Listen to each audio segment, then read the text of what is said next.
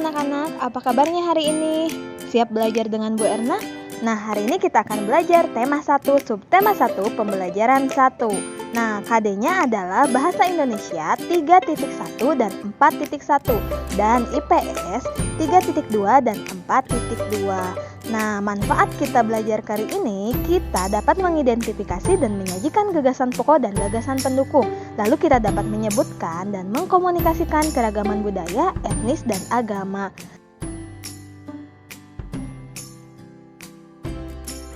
Nah, sebelum belajar, mari kita berdoa dulu ya, agar diberikan kemudahan dan kelancaran pada pembelajaran kali ini.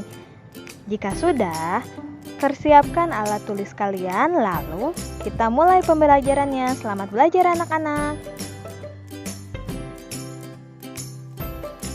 Tahukah kamu apa itu gagasan pokok dan apa itu gagasan pendukung? Nah, untuk mengetahui lebih lanjut, mari kita baca bareng-bareng paragraf 1, Pawai Budaya. Pawai budaya sangat menarik bagi warga Kampung Babakan. Pawai ini selalu menampilkan keragaman budaya Indonesia.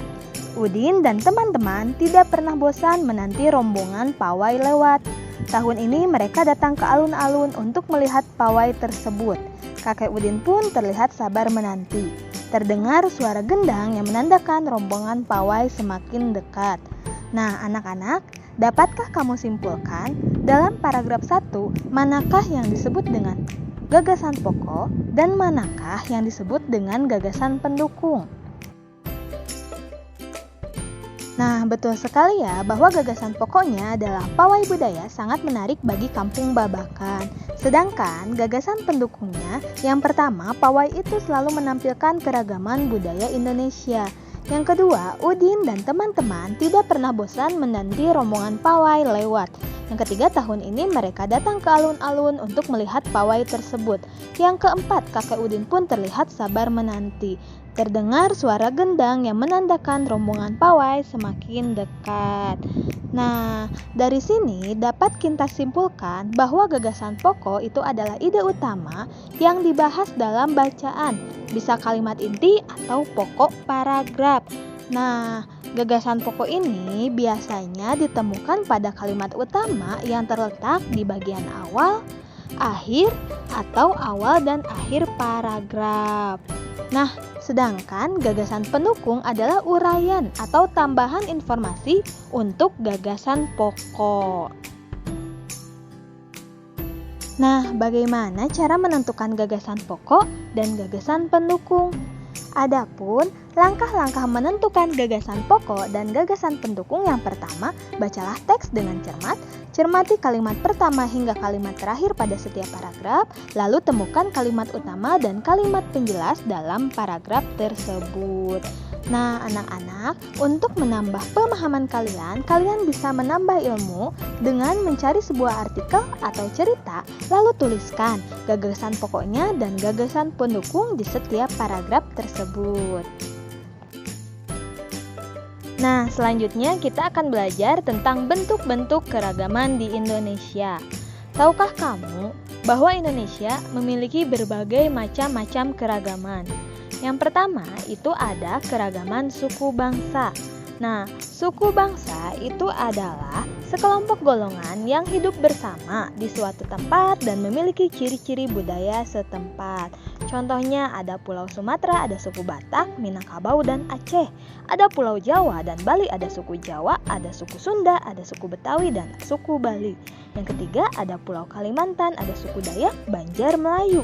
Yang keempat ada Pulau Sulawesi, ada suku Bugis, Minahasa, Buol. Yang kelima ada Kepulauan Nusa Tenggara, ada suku Sasak, suku Sumba, dan suku Dawan. Yang kedua adalah keragaman bahasa. Bahasa adalah alat komunikasi yang digunakan oleh manusia.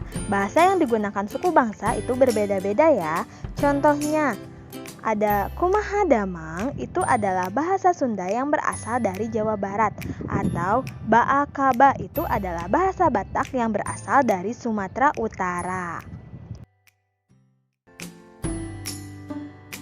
Selanjutnya ada keragaman rumah adat. Nah, setiap provinsi di Indonesia memiliki rumah adat yang berbeda-beda ya. Contohnya, ada rumah Tongkonan Sulawesi Selatan, rumah Joglo itu dari Jawa Tengah, rumah Gadang dari Sumatera Barat, dan ada juga yang dari Papua yaitu rumah Honai. Selanjutnya ada keragaman tarian.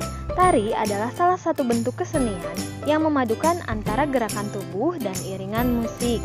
Jenis-jenis tarian itu ada tari kecak dari Bali, tari cendrawasih dari Bali, tari perang dari Papua, dan ada juga tari jaipong dari Jawa Barat.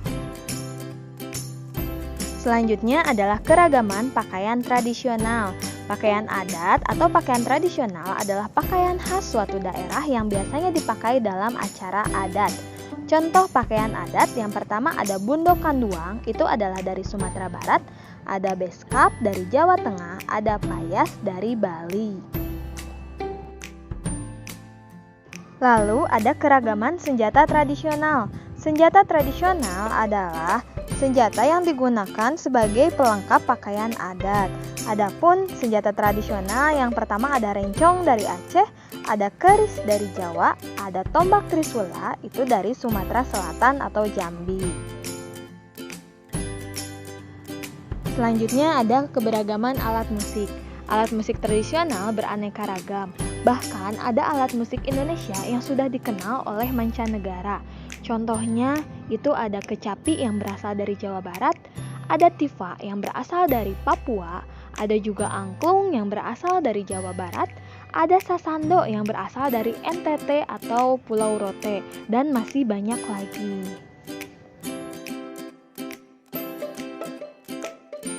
Nah, anak-anak, materi hari ini sudah selesai. Sampai jumpa di video selanjutnya. Dadah!